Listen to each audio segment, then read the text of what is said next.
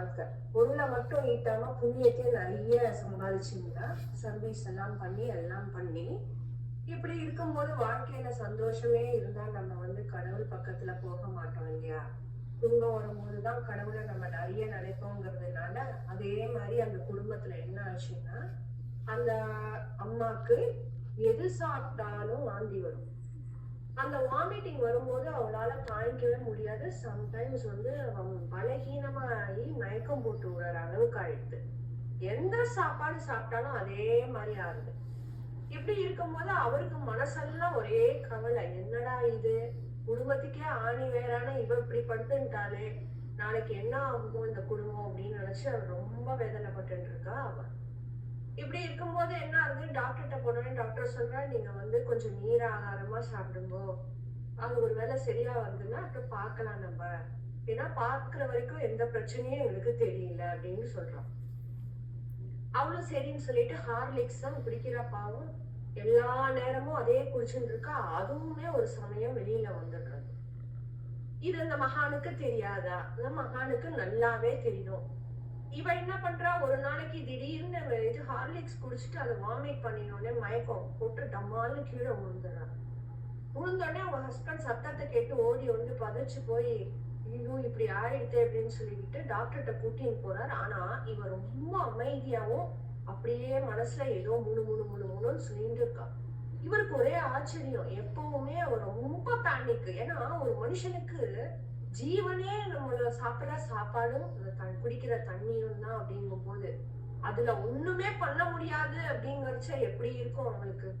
அவளுக்கு என்ன தன்னோட வாழ்க்கை எப்படி போறது, பின்னாடி என்ன ஏதுங்கிறது எப்ப பாரு மனசுல ஒரு பயம் இருந்துட்டே இருக்கு.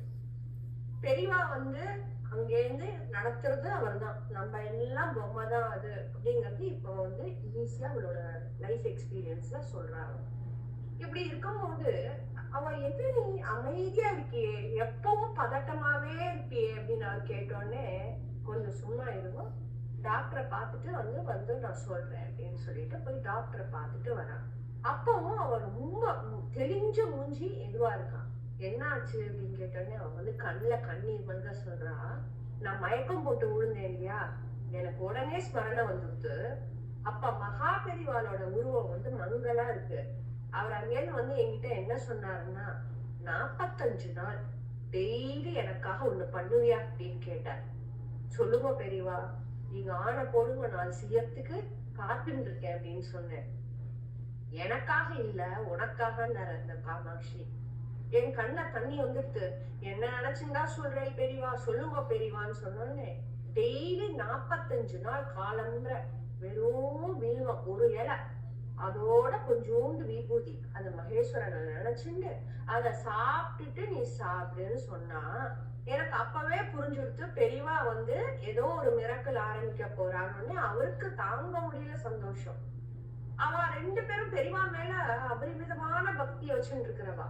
சரி நாளையில இருந்து ஆரம்பிச்சிடலாம் அப்படின்னு சொல்லிட்டு அவனும் தினம் பண்றா. 5 நாள் ஆறுது, 10 நாள் வாந்திங்கிற பேரே இல்ல. இப்படியே போயிட்டு இருக்கே, மாயை சும்மா விடுமா? நம்மளே என்ன பண்ணுவோம், கஷ்டம் வரும்போது கதறுவோம். கஷ்டம் எல்லாம் முடிஞ்ச உடனே பார்த்தோம்னா நம்ம என்ன பண்ணுவோம், கொஞ்சம் ஸ்லோவா நம்ம கடவுள்கிட்ட இருந்து என்ன ஆகும்னா அந்த சமயம் நம்ம எப்படி இருந்தோமோ அப்படி இருக்க மாட்டோம். டிட்டாச்சா இருந்துட்டு லௌகீகமா போவோம். இது தப்பு கிடையாது. ஆனா அவன் என்ன பண்றா, அந்த 43வது நாள் அன்னைக்கு மறந்து போயிடுறா. கிளம்புற எழுந்து காப்பிய குடிக்கிறா. குடிச்சதுக்கு அப்புறம் பார்த்தேன்னா திரும்பி வாந்தியோ எடுக்கிறா. இந்த தடவை ரத்தமும் வருது. அதை பார்த்தோன்னே ஹஸ்பண்ட் என்ன பண்றது, நடுங்கி போயிட்டு என்னது இது, திருப்பி இத்தனை நாள் இல்லாம இருந்தது அப்படின்னு.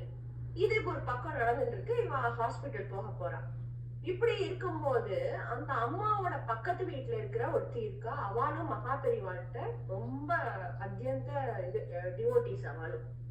அவ என்ன பண்றா, மகா பெரிவாளை பார்க்க போறான்னு சொல்லும் போது இவ சொல்றா, என் நமஸ்காரங்களை சொல்லுங்க பெரியவாட்டல். இது நடக்கிறது கொஞ்சம் ஒரு வாரத்துக்கு முன்னாடி நடக்கிறது. டெல்லியில இருந்து அவ போறா. காஞ்சிபுரத்துல கூட்டமான கூட்டம், பெரியவா உட்கார்ந்துட்டு இருக்கா. எல்லாரையும் பார்த்தோடனே பெரியவா நேரம் இவளை மட்டும் பார்த்துட்டு இங்க வா அப்படின்னு சொல்றா.